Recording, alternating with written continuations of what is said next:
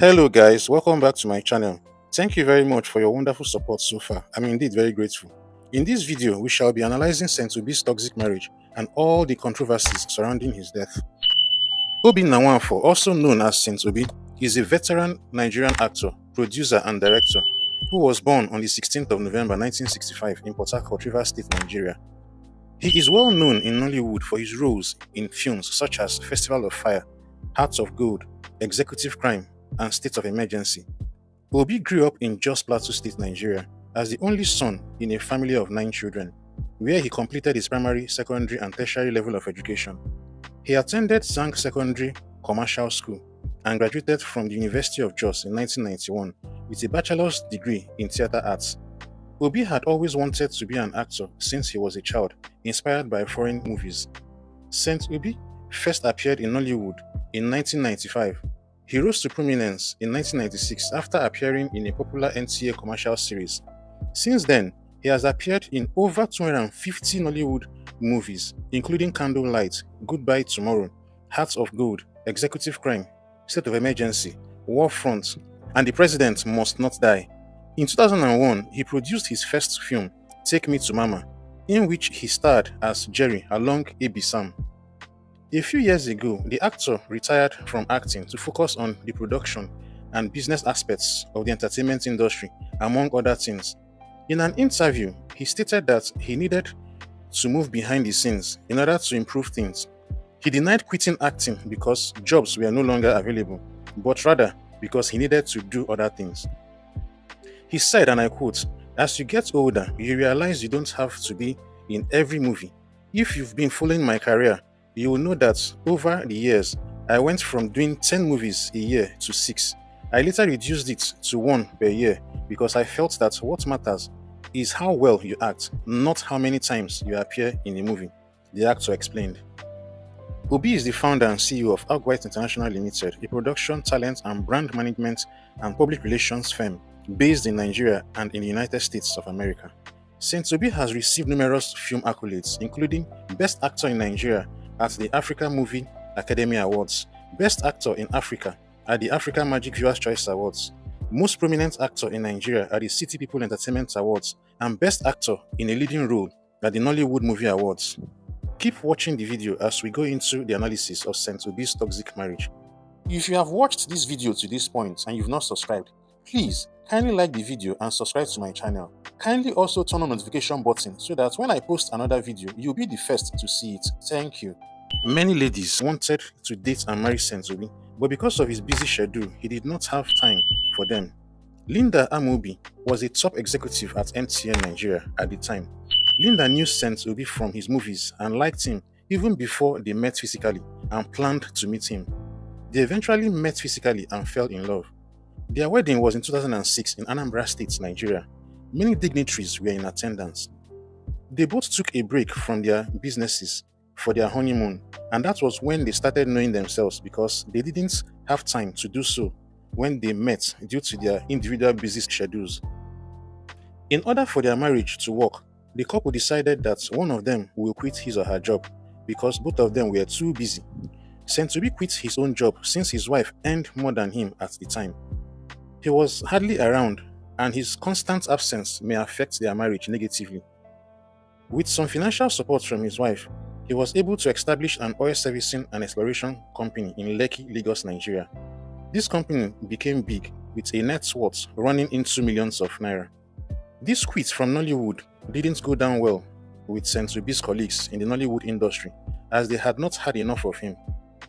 Their marriage blossomed, and they had 3 children. Saint Obi did well financially, to the admiration of his Nollywood colleagues. Despite all the wealth, he had the desire to go back to Nollywood. This was where his marital problems started from. He eventually went back, but this time as a producer.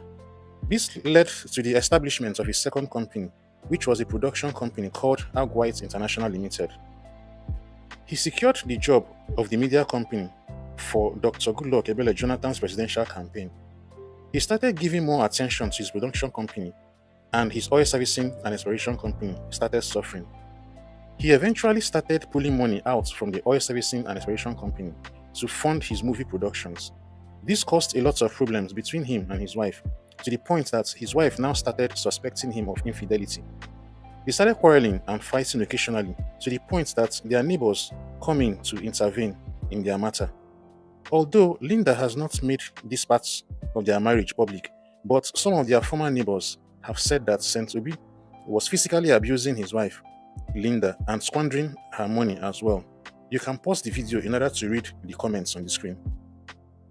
Linda, their former neighbors, and Linda's siblings all see it this way. Saint Obi is, however, no longer alive to tell his story. Linda's siblings believe that Saint Obi was a gold digger who was only interested in their sister's money. They also believed that he physically abused and cheated on their sister. Linda's siblings occasionally went to the house to reprimand Saint Obi.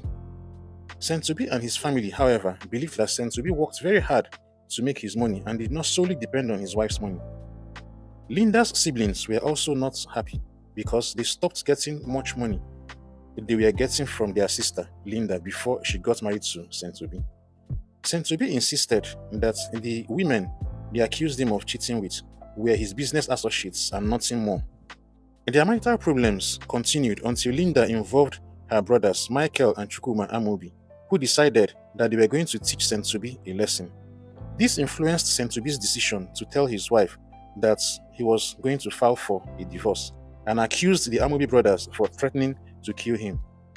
The two men came back to the house and beat Saint Obi up, inflicting various degrees of injuries on him, which necessitated hospital admission. Unknown to them, there were hidden CCTV cameras in the house, which Saint Obi used their footages to lodge complaints at the police station. It was speculated that the case did not see the light of day because Linda used her money and connection to close the case.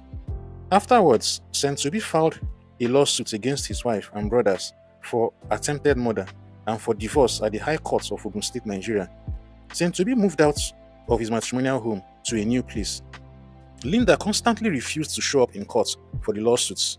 This influenced the judge's decision to issue a bench warrant for her arrest. She was subsequently declared wanted in 2022. She then presented to court and their marriage was divorced, although the custody of the children were granted to Linda.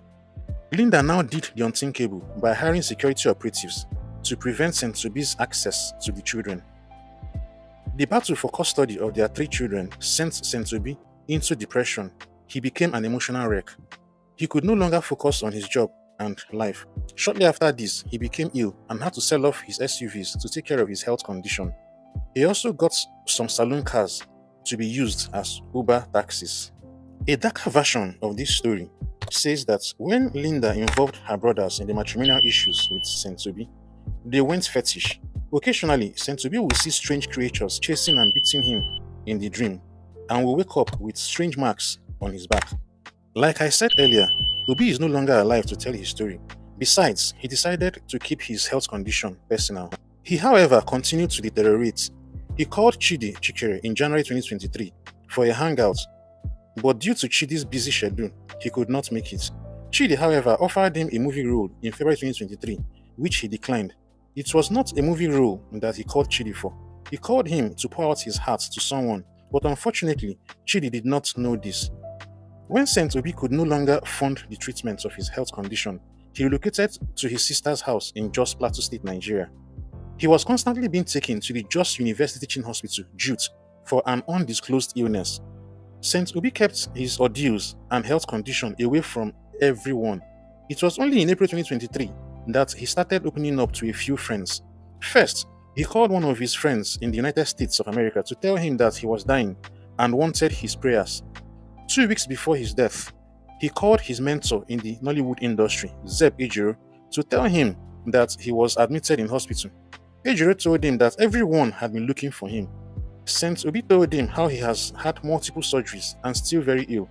The most emotional part is that he could not see his children, yet he begged Ejiro not to tell anyone about his health condition.